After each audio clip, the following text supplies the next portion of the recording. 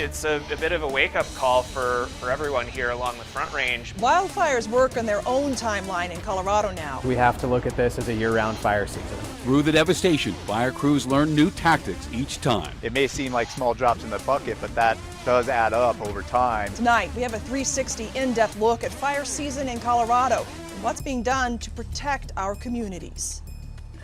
We have a Denver 7 Weather Action Day in effect tonight ahead of a spring storm tomorrow. Glad you're with us tonight at 6 o'clock. I'm Shannon Ogden. And I'm JACLYN Allen. This storm will bring snow for the mountains, but gusty winds and fire danger for the Front Range and Eastern Plains. So we'll touch on the year-long fire season in just a moment. We're going to start with our Chief Meteorologist, Mike Nelson, tracking this system. Mike? All right, thanks you guys. It's been a mild, dry day, but the clouds are increasing now. This is a time lapse at City Park over the last couple of hours. Those high clouds are coming in ahead of the advancing storm system that's moving our way from Utah.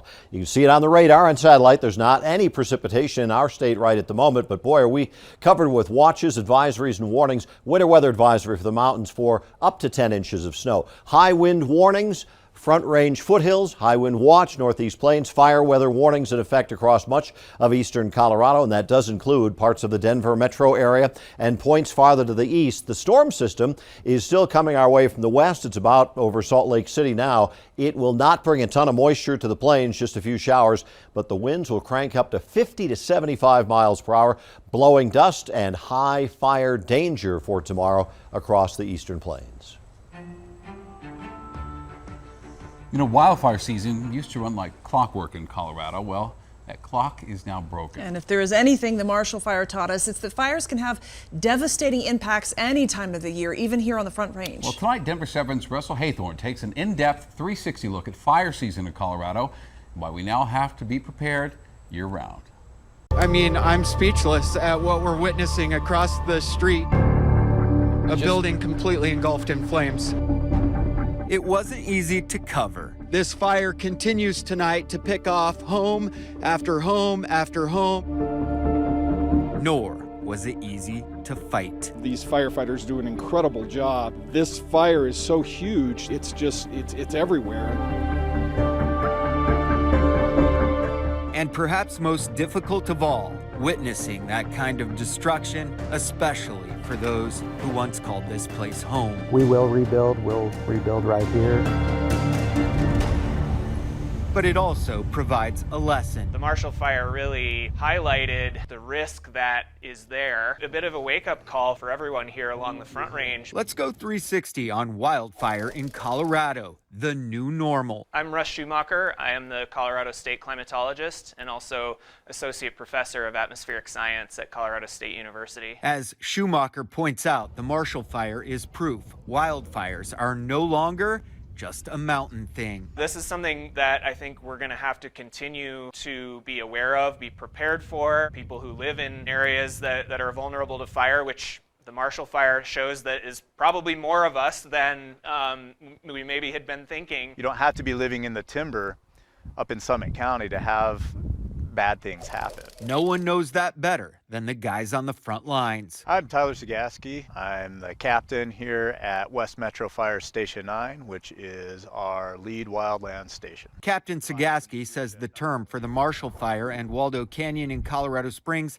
is conflagration, an extensive fire which destroys a great deal of land or property. Whether it's the Great Chicago Fire or one of the London fires, you have unlimited potential for fire spread. And in that case of Marshall, that's what we had. It really stopped being a wildfire, and the fuel model itself was home to home and neighborhood to neighborhood. Firefighters and other experts say the key takeaway from the Marshall Fire, The grass fire is feeding off these violent winds, is that nearly everyone living in Metro Denver and along the Front Range is in some kind of danger zone. We have a lot of new people moving from out of state, but might not be aware of the unique features and risks part of living in an arid climate with large population growth. Fire officials say every single one of us should have a plan in place. In general, what we worry about with neighborhoods is what we call ember cast, and that's when you see lots of sparks just flying through the air, and they're looking for a place to land. Eric Hurst with South Metro Fire suggests a few simple mitigation tips. That includes swapping out mulch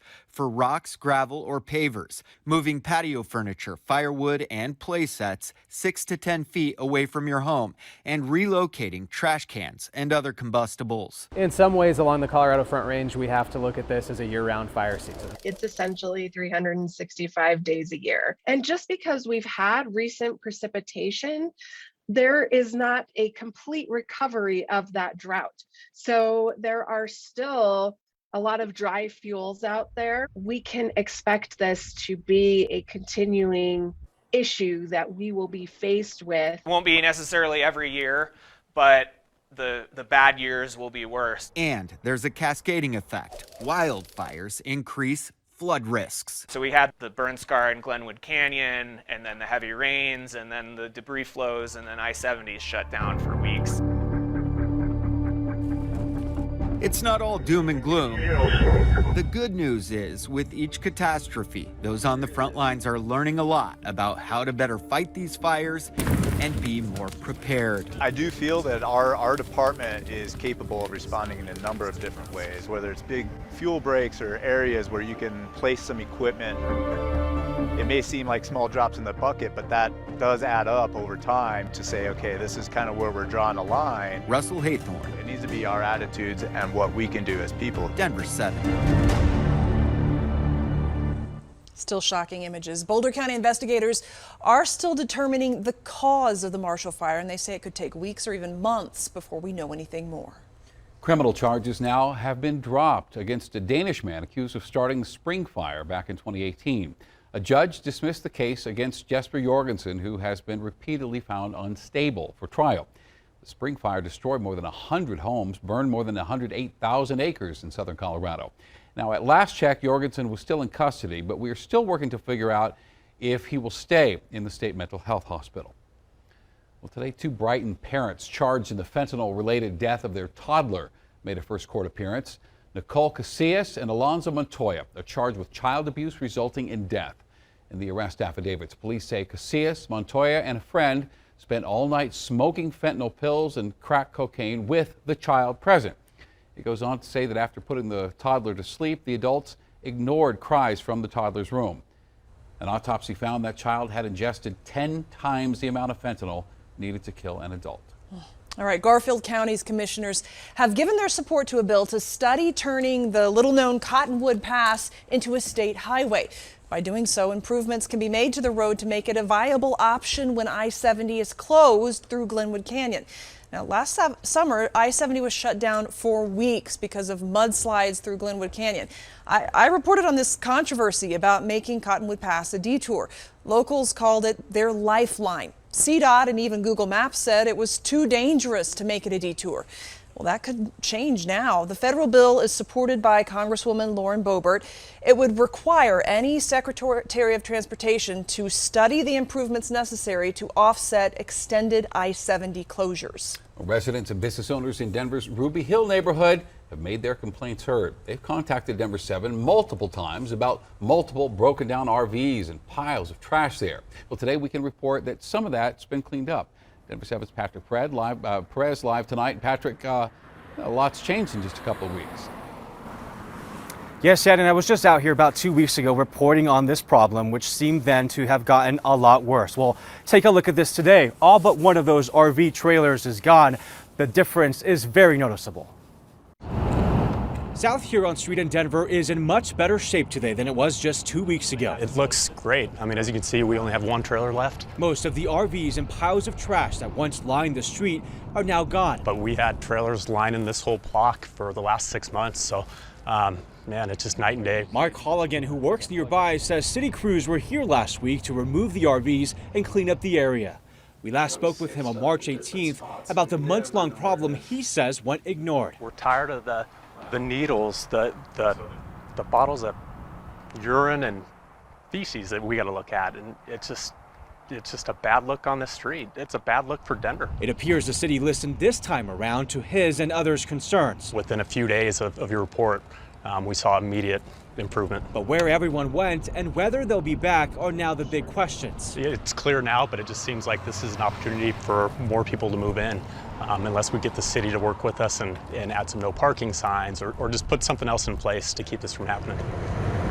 This past Thursday, about 11 miles northeast of where Mark is located, an RV caught on fire near another caravan of trailers parked across from businesses near Smith and Forest. No word yet on whether a cleanup is planned for that area. So while Mark may be seeing improvement where he is, Man, we finally have some peace and get back to work. it's clear the problem is far from over.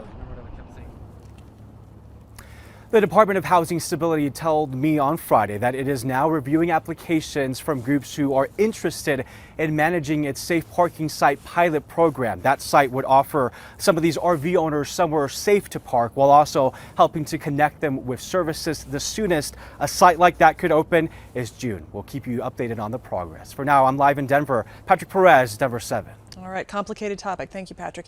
You may see some more flames and smoke than usual at the Suncor facility in Commerce City. Suncor says it's normal. You should not be alarmed. Air Tracker 7 flew by the refinery today to give you an idea of what to expect over the next couple of days. Suncor says they did maintenance work at a portion of the facility, and this is part of getting things back up and running. The look of people's faces when they finally cross the border, relief and terror at the same time. Selfless acts near Ukraine are being met with unwavering support in Colorado. As soon as I saw what she was doing, it just struck a chord. After the break, how a team of baristas is helping Ukrainian refugees and their pets get to safety. A windy snowstorm for the mountains will have rain and strong winds on the plain.